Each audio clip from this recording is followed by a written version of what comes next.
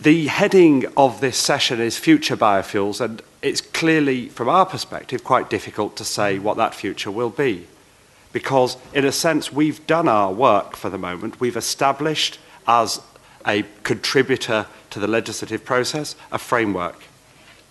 And that framework is established, and it's now going to be played out by industry and by member states.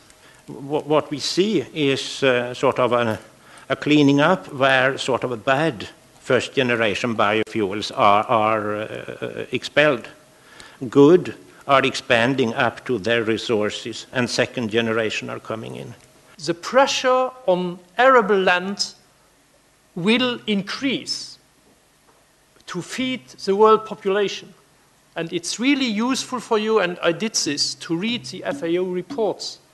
So the reason why we were, and we won the battle against 10% mandatory biofuels, was because we didn't want to establish too much a drive, especially for the first generation biofuels. Can we wait for 30 or 40 years and do nothing to reduce the emission significantly because they are increasing very fastly? Or can we use the technology that are available today and that are improving over the years?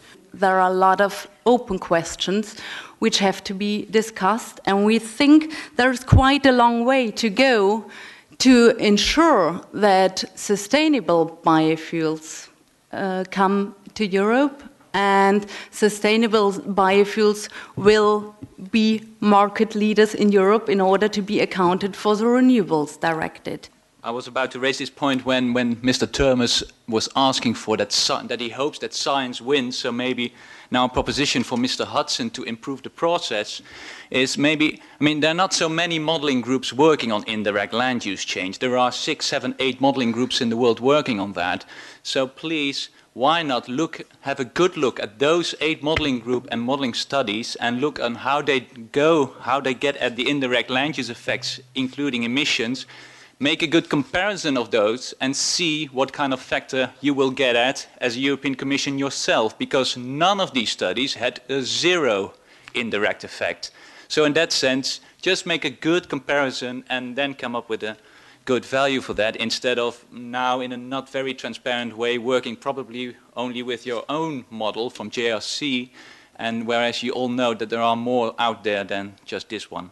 There are 2 different issues. Is there a problem and what's the solution?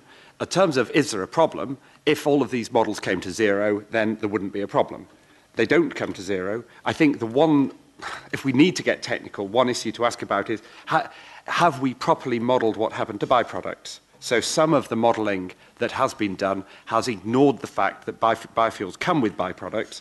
The byproducts often replace soya in animal diets, and thus they save land. So getting it right involves including that factor. But certainly it's true that not all of the modelling is saying you can ignore this factor as something which doesn't exist. Whether it's big or small, we're still working on. Because CO2 stays in the atmosphere so long,